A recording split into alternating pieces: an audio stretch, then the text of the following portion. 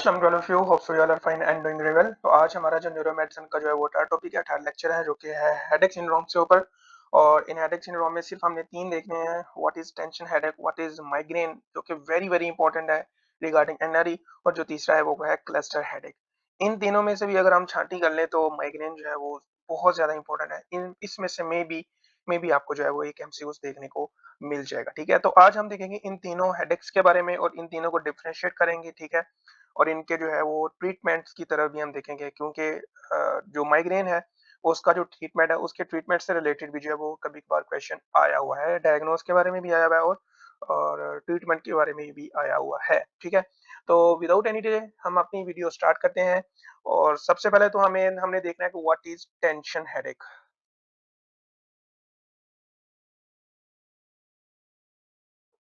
What is tension headache? तो tension headache जो है ये it is a most common cause of headache syndrome. ठीक है, this is our most common cause of headache. ठीक है, अच्छा, इसके क्लिनिकल फीचर्स पर हमने जाना है कि इसके क्लिनिकल फीचर्स क्या हैं। पेन होती है, जारी बात है, हेडेक है, पेन तो होगी होगी। ठीक है, कांस्टेंट पेन होती है एंड दैट इज जनरलाइज। ठीक है, जनरलाइज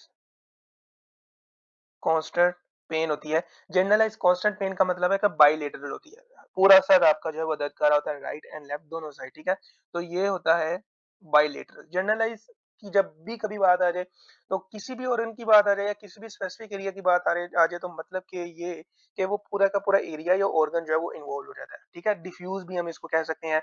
अगर लोकल आ जाए, फोकल आ जाए, तो दैट मीन्स कि एरिया, उस एरिया या ऑर्गन का कोई स्पेसिफिक पार्ट है जो कि इन्वॉल्व है। तो ये डिफरेंशिएट आपको पता होना चाहिए। अब आप माशाल्लाह से लास्ट ईयर मेडिकल स्टूडेंट हो या किसी का सेकंड लास्ट है, तो ये चीजें जो है इस तरह के डिफरेंस जो है आपको पता होना चाहिए कि what is diffuse, what is generalise, what is focal, what is जो है वो एक ही फोका ही होता है, मल्टीपल फोका ही होते हैं। तो इन चीजों को आपको डिफरेंशिएट करना चाहिए, क्योंकि इन्हीं डिफरेंस पर भी कुछ चीजें हैं जो कि आपको कंफ्यूज करती हैं।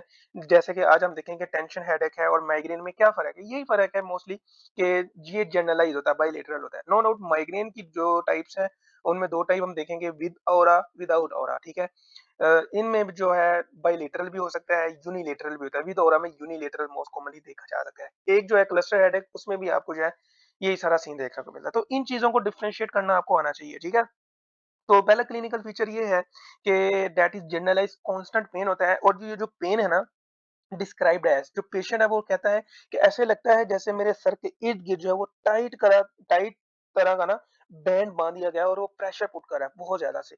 तो वो खुद आपको बताएगा, described as tight band like और लाइक अ प्रेशर। जो कि टाइट बैंड होता है, जो कि प्रेशर पुट कर रहा होता है, वो इस तरह से आपको डिस्क्राइब करेगा कि मुझे इस तरह से जो है अपने सर में जो है, पूरे सर में इर्द गिर्द जो है वो दर्द हो रहा है। ठीक है, दूसरी बात, माइग्रेन जो होता है उससे हटकर एक ये कीवर्ड है, वो ये है कि pain aggravates as the day goes on. ठीक है, aggravates as day goes on. ठीक है, और इसके ट्रिगर्स क्या है? इसके ट्रिगर है स्लीप स्लीप डिप्राइवेशन। ठीक है, डिहाइड्रेशन, हंगर, ये सारे के सारे जो है इसके ट्रिगर्स हैं। ठीक है, इन कॉन्ट्रास्ट टू माइग्रेन, जो ये टेंशन हेडेक है ये करेक्टराइज करता है, पेन जो है वो वीक टू मंथ रहती है। लेकिन माइग्रेन में क्या होता है, जो पेन है वो 48 टू 72 आवर्स तक रहती है। लेकिन ये जो टेंशन हेडेक है ये जो है अबाउट वीक्स टू मंथ्स तक रहता है विदाउट एनी इंटरप्शन। ठीक है, तो ये एक मेन और मेजर डिफरेंस है जो कि माइग्रेन से जो है वो आपको रूल आउट करवाता है माइग्रेन को। ठीक है, फॉर फ्रॉम टेंशन हेडेक। तो ये जो पेन है ये रहता है weeks to month without any interruption. ठीक है, और ये वाला जो पेन है that is not associated with nausea, vomiting and aura. ठीक है, जो माइग्रेन का पेन है वो नोइजा एंड वॉमिटिंग के साथ एसोसिएट होता है, लेकिन ये वाला जो पेन है ये नोइजा एंड वॉमिटिंग के साथ जो है एसोसिएट नहीं होता। ये आपको डिफरेंस बताता है कि how to differentiate from a migraine headache to a tension headache. तो ये जो चीजें हैं ये याद रखने वाली हैं। ठीक है, इसका ट्रीटमेंट क्या है? What is the treatment for this? ये टेंशन हेडेक है, इसमें आप फिजियोथेरेपी कर सकते हो। ठीक है, मसल रिलैक्सेशन करवा सकते हो, एनसेड्स दे सकते हो पेशेंट को। ठीक है? उसके बाद पीसीए दे सकते हो, पैरासिटामोल, ठीक है? एसिटामिनोफेन, ठीक है? These are the first line abortive therapy, ठीक है? अबॉर्ट करना मतलब कि उस हेडेक जो को है टेम्परेरी जो है वो अबॉर्ट करना, ठीक है? बाद में आप फिर दोबारा जो है मेडिसिन ले सकते हो, ठीक है? अगर क्रोनिक हेडेक है, तो क्रोनिक हेडेक के लिए आप पीसीए ले सकते हो, ट्राइसाइक्लिक जो है ट्राइसाइक्लिक एंटी डिप्रेसेंट्स हैं, ये दे सकते हो आप। और उनमें भी जो है आपने लो डोज़ यूज़ करनी है, क्योंकि ये एज़ इट कोई इतनी भी कोई सीवियर डिज़ीज़ नहीं है, लेकिन चूँकि हमने पेन को खत्म करना है, तो आप लो डोज़ जो है वो टीसीए की दे सकते हो। इसमें कौन-सी आ सकती है, इसमें एमिट्रिप्टिलिन आ सकता है।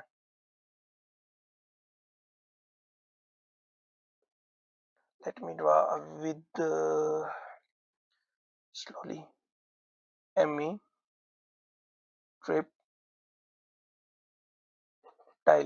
ये आप ड्रग दे सकते हो। ठीक है? दूसरी बात, एक बात आपने याद रखनी है कि आपने जो एनाल्जेसिक जो है वो एग्रेसिवली यूज़ नहीं करने, चाहे वो एनसेड है, चाहे वो पीसीटी है, because it can worsen your condition. तो आपने जितनी डोज़ दी हुई है, डॉक्टर ने बताई हुई है, उसके अकॉर्डिंग ही चलना है। ये नहीं कहना कि भाई साहब डॉक्टर ने डोज़ दी हुई है, उससे कोई मसला हल नहीं हो रहा, तो मैं एक और पत्ता अपने जो है पेट में डालूँ गोलियों का। तो नो, ऐसे नहीं करना, ठीक है? एसिटामिनोफ़ेन के साथ तो बिल्कुल भी नहीं करना, because of it is also liver toxic drug, ठीक है? तो वो आपके लिवर को भी डैमेज कर सकती है। हाँ, जिसकी मरने की ख्वाहिश है वो ज़रूर ले सकता है। बहरहाल ऐसा स्टेप किसी ने भी नहीं उठाना, ठीक है? ये तो टेंशन हेडेक्स के बारे में छोटा-मोटा छोटा-मोटा जो है एक्सप्लेनेशन मैंने कर दिया। अब आ जाओ माइग्रेन, जो कि हमारा इम्पोर्टेंट टॉपिक है, ठीक है? इसमें जो है आपको एनआरई के एमसीक्यूज़ आते ही आते हैं, ठीक है? टेंशन में से ना आए, लेकिन माइग्रेन में से लाज़मी आ सकता है आपको, ठीक है? It affects females more than males. अब यहाँ पर बात थोड़ी सी उल्ट हो गई है कि यार दिमाग तो औरतें खाती हैं मर्दों का, तो खुद इनका सर दर्द कर रहा होता है, लेकिन भाई साहब सर इनका दर्द कर रहा होता है, आई डोंट नो व्हाई। तो इसकी जो रेशो है वो ज्यादा है फीमेल की। फीमेल जो है मोर 20% जो है फीमेल होती है, और 6% जो है वो मेल अफेक्टेड होते हैं, अगर 100 की रेशो निकाली जाए, ठीक है? तो ये आपने देख लेना है, ठीक है? तो इट प्रिवेंट्स कह रहा हूँ, it present before the age of 40। 40 age के बाद कुछ और हो सकता है, लेकिन 40 एज से पहले-पहले जो है ये आपको जो है माइग्रेन जो है ये प्रेज़ेंट करता है, ठीक है? अच्छा, इसकी पैथोजेनेसिस जो है वो बड़ी थोड़ी-सी कॉम्प्लिकेटेड है। इसकी पैथोजेनेसिस क्या है? That is incompletely understood. एक थ्योरी आई थी जिसको हम कहते हैं cortical spreading depression theory of Leao, ठीक है? Cortical spreading depression theory of Leao. ख़ैर हमें इसके ऊपर नहीं जाना, ठीक है? ये क्या थी क्या नहीं, इसमें मैं थोड़ा मोटा-मोटा बता देता हूँ। वो ये है कि आपका जो कॉर्टिकल ग्रे मैटर होता है, ठीक है? वहाँ पर न्यूरोनल एक्साइटेशन होती है, जो कि जिस रेट पर 2 टू 6 मिलीमीटर पर मिनट के हिसाब से जो है वो न्यूरोनल एक्साइटेशन होती है। अब वो जो न्यूरोनल एक्साइटेशन है, वो क्या करवाता है, वो सेलुलर डिपोलराइजेशन करवाता है, ठीक है? और वो जो सेलुलर डिपोलराइजेशन होती है वो ऑरा करवाती है in migraine. So that's why migraine is also associated with aura और विदाउट ऑरा। ये दो तरह का आता है, विदाउट ऑरा और विद ऑरा, ठीक है? उसके बाद ये जो वेव ऑफ डिपोलराइजेशन होती है, ये आपके जो ट्राइजेमिनल फाइबर्स होते हैं, इनको भी ट्रिगर करती है। तो जब ट्राइजेमिनल फाइबर्स ट्रिगर होते हैं, तो आपको फेस वगैरह पर जो है पेन फील होता है। इसको क्लासिकली पेशेंट जो कहता है माइग्रेन हो रहा है मुझे, आधे सर का दर्द, या कभी-कभी नहीं, मोस्टली जो है ये विदाउट ऑरा के साथ भी प्रेजेंट करते हैं पेशेंट। मोस्टली 80% जो है विदाउट ऑरा के साथ आते हैं। लेकिन अगर क्लासिक माइग्रेन की मैं मिसाल दूं, तो क्लासिक माइग्रेन में ऑरा होता है, ठीक है? और वो 20% पेशेंट में जो है प्रेजेंट करते हैं। उसमें जो है फिर आपको यूनिलेटरल पेन, फेस का पेन, यूनिलेटरल हेडेक होता है, लेकिन उसमें विद ऑरा विदाउट ऑरा में 80% होता है। बहरहाल हम इसको ब्रेक डाउन करते हैं कि क्या होता है क्या नहीं, ठीक है? पैथोजेनेसिस का मैंने मोटा-मोटा थोड़ा-थोड़ा बता दिया कि what is cortical spreading depression theory of Leao. इसमें क्या होता है वो भी बता दिया। इसके क्लिनिकल फीचर्स क्या हैं? इसके क्लिनिकल फीचर्स ये हैं कि हेडेक इज़ थ्रोबिंग।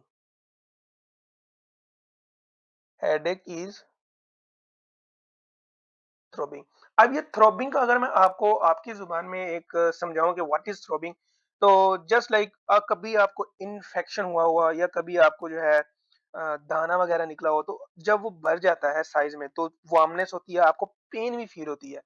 जब आपको पेन फ़ील होती है, तो आपको कभी ऐसा लगा हो कि वो जो पेन है वो ऑन ऑफ हो रही है, ठीक है? पेन होती है, तो ऐसा लगता है जैसे वो उभर रहा है, थ्रोब हो रहा है। इसको हम थ्रोबिंग कहते हैं, ठीक है? तो ये पेशेंट कहते हैं कि भई मुझे थ्रोबिंग पेन हो रही है, पल्स स्टाइल पेन हो रही है, तो इनकी जो कान पट्टी की जो नर्व्स कह रहा हूँ, ये जो वेन्स वगैरह होती हैं, ये भी पल्साइल कर रही होती है जब इनको हेडेक होता है। तो headache is throbbing pulsatile in manner,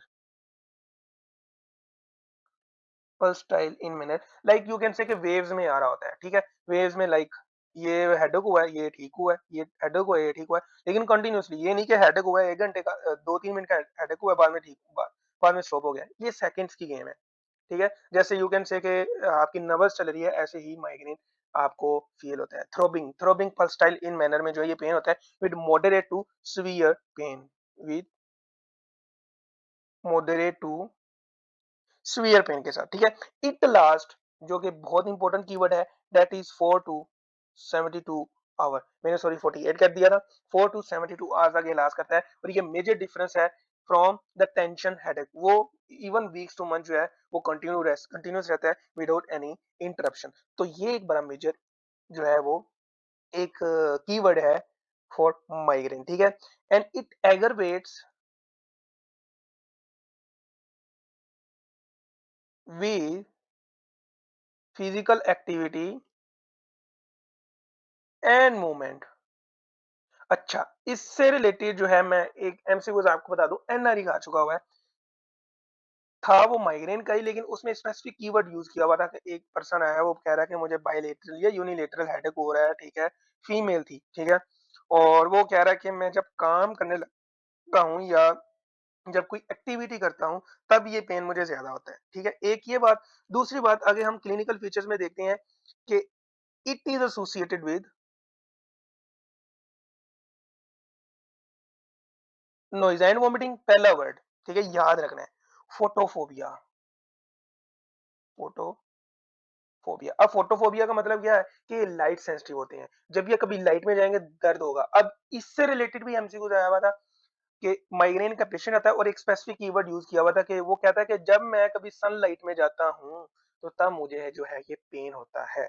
तो फोटोफोबिया को भी यहाँ पर जो है एक्सप्लेन कर दिया। किसी भी किस्म का फोटोफोबिया हो सकता है। लाइक आपने रूम में कोई लाइट चलाई हुई है तब भी आपको जो है वो पेन होता है, ठीक है?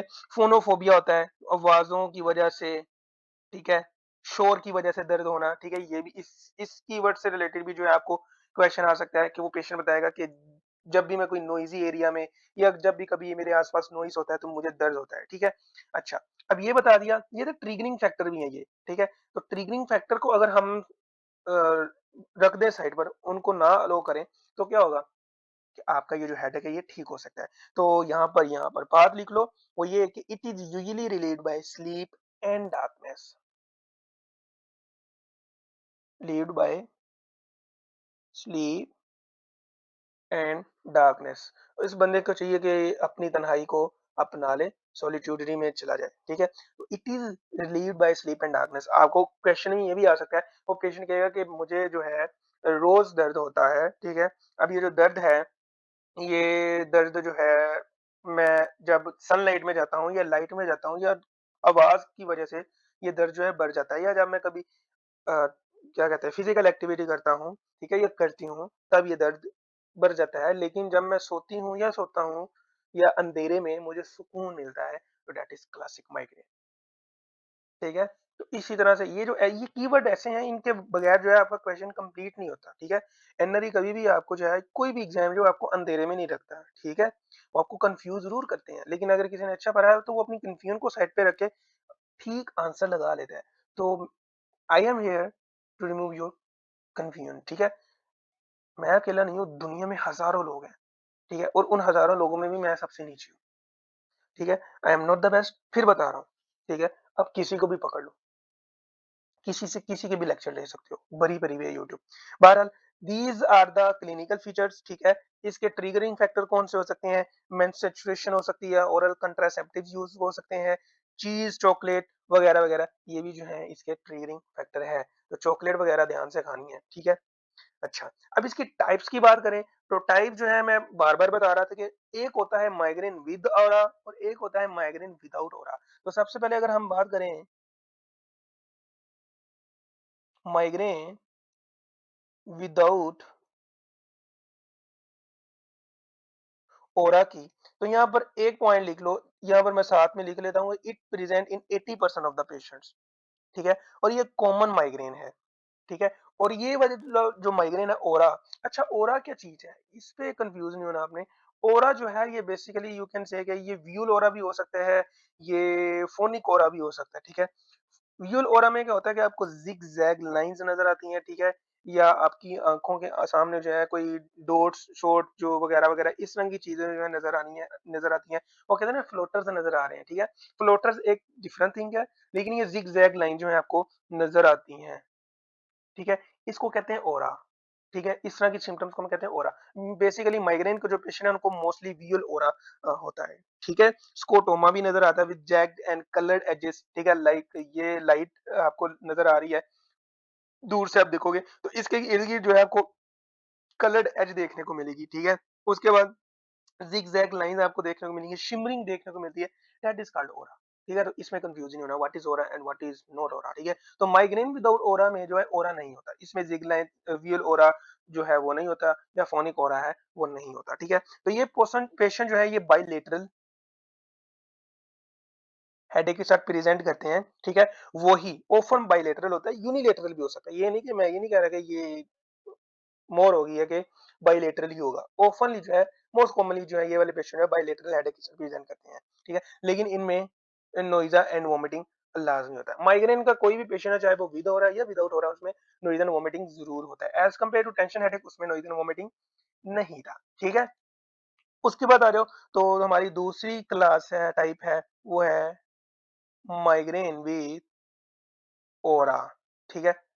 अब माइग्रेन विद ऑरा के बारे में एमसीक्यूज आया हुआ था दैट इज कॉल्ड कॉम्प्लेक्स ये इसको कहते हैं कि ये वाला जो है ये कॉम्प्लेक्स माइग्रेन है अगर कहा जाए कि सही मानों में जो माइग्रेन की डेफिनेशन है वो दैट इज ठीक है माइग्रेन विद ओरा अब इसमें क्या होता है इसमें माइग्रेन होता है यूजली यूनिलेटरल होता है ठीक है ये अबाउट 20% पेशेंट में जो प्रेजेंट करते हैं ठीक है यूनिलेटरल होता है नोइजा एंड वोमिटिंग होता है इसमें ठीक है और इसमें जो है मोस्टली जो कौन सा ओरा होता है विजुअल ओरा हमें देखने को मिलता है और विजुअल ओरा में मैंने बता दिया कि जिगजैग लाइन देखने को मिलती है स्कूटुमा देखने को मिलता है ठीक है और आप लाइट को जब देखोगे तो लाइट के इर्द गिर्द जो है आपको ब्लरीनेस होगी फील होगी लेकिन उसके इर्द-गिर्द जो है वो यू कैन से कि कलर्ड एजेस नज़र आएँगी, ठीक है?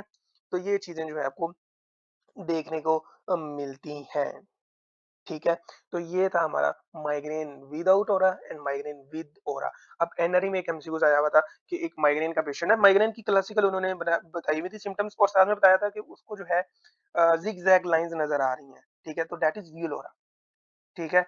और नीचे ऑप्शन थे option A migraine with aura migraine without aura tension headache cluster headache ठीक है इस तरह के थे ठीक है तो आपने लगाना है कौन सा आंसर माइग्रेन विद ओरा ठीक है तो ये थे इसके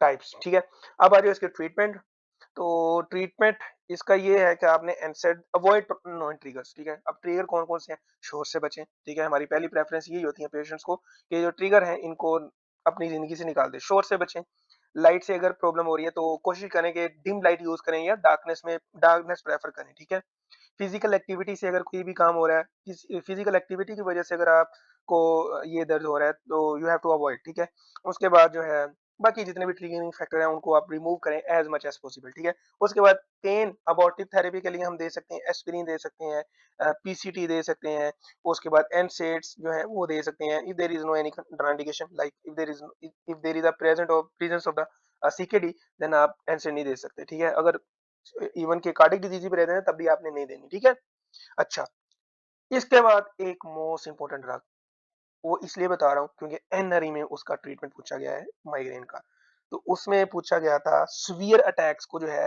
वो कैसे आपने सॉर्ट आउट करना है तो यहाँ पर ट्रिप्टेंस हैं ठीक है सेरोटोनिन एगोनिस्ट हैं तो ट्रिप्टेंस या ट्रिप्टेंस भी बोलते हैं इनको इनमें एक ड्रग आपने कभी भी नहीं बोलनी और वही लिखूंगा मैं बस उसका नाम है सुमा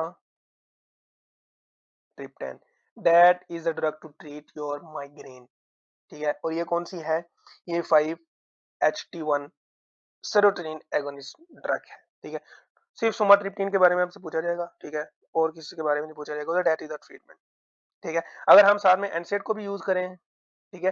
तो बेटर आउटकम आते हैं। यू कैन से कि सिनर्जिज्म का इफेक्ट हो जाता है, बेटर हमें जो है वो रिजल्ट मिलते हैं as compare to you have to use alone NSAIDs और सुमाट्रिप्टिन। अगर हम इन दोनों का कॉम्बिनेशन यूज़ करें, तो बेटर रिजल्ट हमें देखने को मिलते हैं। यू कैन से कि सिनर्जिज्म हमें देखने को मिल जाता है। लेकिन sumatriptan is a drug of choice to treat your severe attacks और मे बी माइग्रेन, ठीक है? तो ये था हमारा व्हाट इज़ माइग्रेन, ठीक है?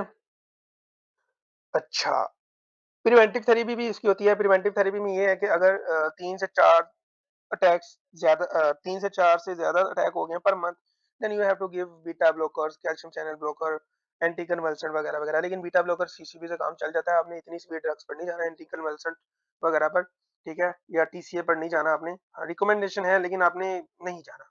ठीक है, बीटा ब्लॉकर या सीसी मोस्टली आपने सीसी पर जो है सीसीबी पर जो है वो रिलाई करना है, ठीक है। उसके बाद जो हमारा लास्ट टॉपिक है आज का, और वो है क्लस्टर हेडेक, ठीक है। तो cluster headache also known as migrainous neuralgia, यहाँ पर मैं लिख देता हूँ क्लस्टर हेडेक। मुझे अपनी राइटिंग को अच्छा करने की जरूरत है ताकि आपको समझ आए। बहरहाल आप डॉक्टर बने हो, आप समझ सकते हो, ठीक है। अच्छा, it is also known as migrainous neuralgia, ठीक है। अब ये माइग्रेन से डिफरेंट है, ठीक है। आपने इसको माइग्रेन ही नहीं समझ लेना कि ये माइग्रेन है, लेकिन होता ये है कि दिस इज योर ब्यूटीफुल खोपड़ी,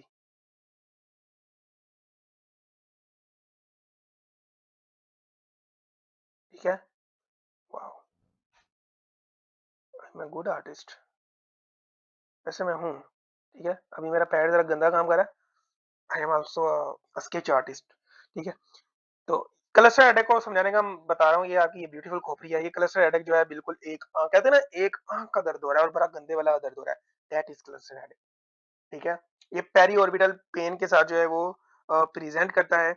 इसके क्लिनिकल फीचर्स क्या हैं? इसके क्लिनिकल फीचर्स ये हैं कि सडन ऑनसेट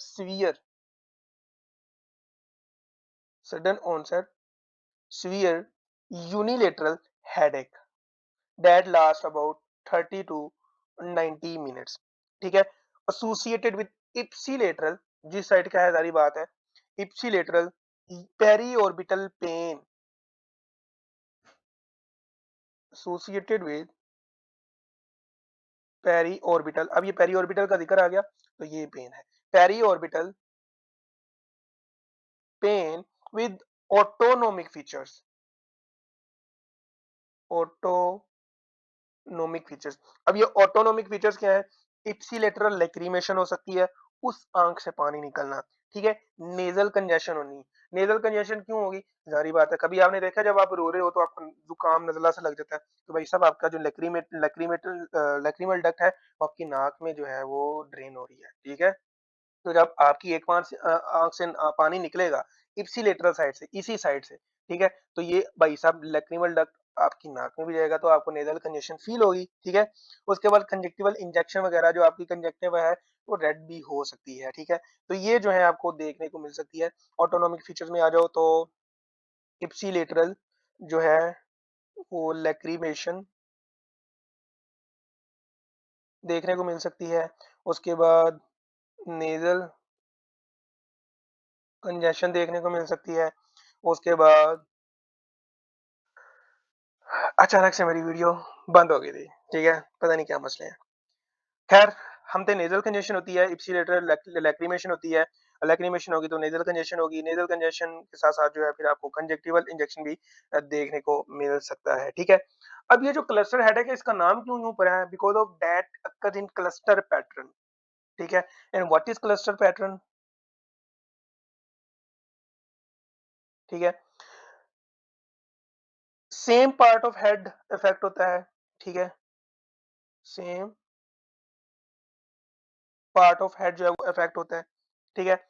और एट अ सेम टाइम जो है सेम डे जो है एट अ सेम टाइम जो है डे का तब होता है, मतलब मॉर्निंग में हो सकता है, इवनिंग में हो सकता है, आफ्टरनून में हो सकता है, ठीक है। At same time of day, ठीक है। कॉमनली जो है ये मॉर्निंग में आपको देखने को मिलता है, ठीक है। एंड नॉट लीस्ट ठीक है? And at certain season off year, ठीक है? अब एक बंदा वो आएगा, यार मुझे जो है स्प्रिंग में या बहार के मौसम में जो है मार्च अप्रैल में जो है मुझे हर साल जो है पेन होता है, इन कुछ खास दिनों में होता है, ठीक है? और दिन के सुबह टाइम मोस्टली जो है मुझे दे पेन होता है और एक खास जगह पर पेन होता है, that is your cluster headache, ठीक है? और इसका ट्रीटमेंट एक ही है और ये भी एमसीक्यू आया हुआ है एनआरई में, और वो है 100% क्या? Oxygen is an treatment of choice for abortive therapy,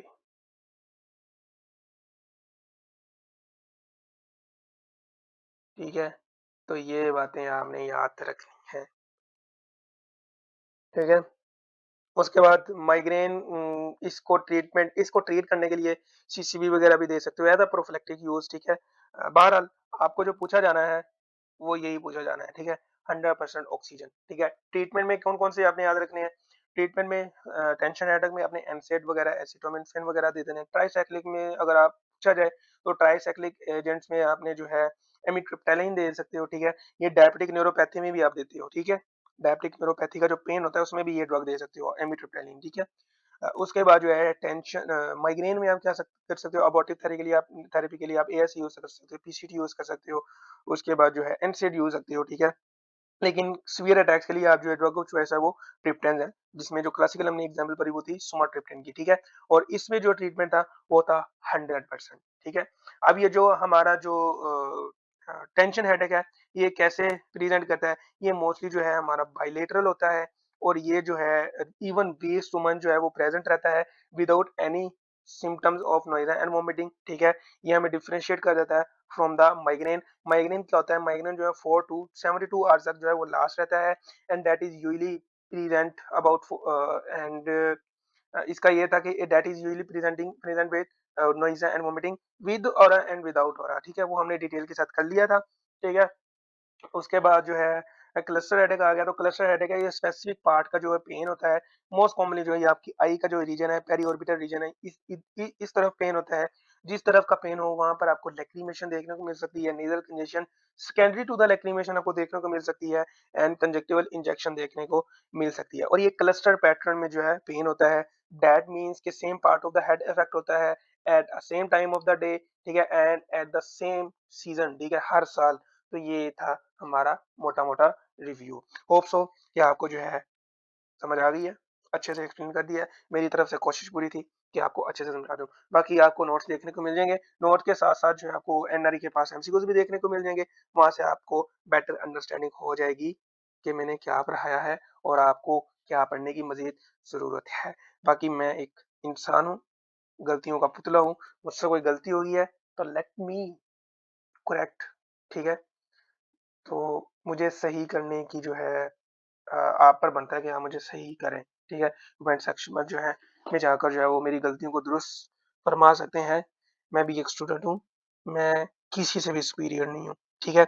आप सब बहादुर हैं, आप सब ऊपर हैं मुझसे, आप सब बहुत बेटर हैं, ठीक है? तो बस मसला ये है कि आप सिर्फ़ और सिर्फ़ जो है कोशिश नहीं करते। अगर आप कोशिश करेंगे तो कोशिश से ही इंसान जो है बनता है, और फेलियर जो है फेलियर से कभी भी नहीं घबराना। फेलियर जो है ये बहुत बड़ा जो है कंट्रीब्यूशन देती है आपकी सक्सेस में। फेलियर के बगैर सक्सेस नहीं मिलती, ये बात याद रखिएगा, और फेलियर से कभी भी नहीं घबराना। दीज़ आर दोज़ मिस्टेक्स, अगर आप दिमाग वाले बंदे हैं, अगर आप अच्छे खासे स्मार्ट बंदे हैं, तो आप अपनी फेलियर से सीखोगे, और जो बंदा फेलियर से सीखता है, वो उस बंदे से बहुत ज़्यादा सुपीरियर होता है जिसने कभी फेलियर नहीं देखे होते, ठीक है? क्योंकि उसको अपनी गलतियों का पता होता है। कि हाँ, मैंने कहाँ गलती की थी, और जो पहले ही टर्म में सक्सेस हो जाता है, उसको कहाँ ही पता होना है कि यार मैंने कहाँ गलतियाँ की थी, कहाँ गल कौन-सी गलतियाँ मुझे आने वाले वक़्त में फेस करने को मिल सकती हैं। तो हमेशा याद रखें, फेलियर से कभी मत घबराएँ, ठीक है? फेलियर को वेलकम करें। तो जब आप वेलकम करना सीख जाते हैं ना, तो वही फेलियर जो है फिर आपका सक्सेस में चेंज हो जाता है। मुझे दीजिए इजाज़त, अपनी दुआओं में हमेशा याद रखें और इस खोपड़ी को लाज़मी भरें, ठीक है? बाकी भी भरें, लेकिन इसको भी भरें। अल्लाह हाफ़िज़।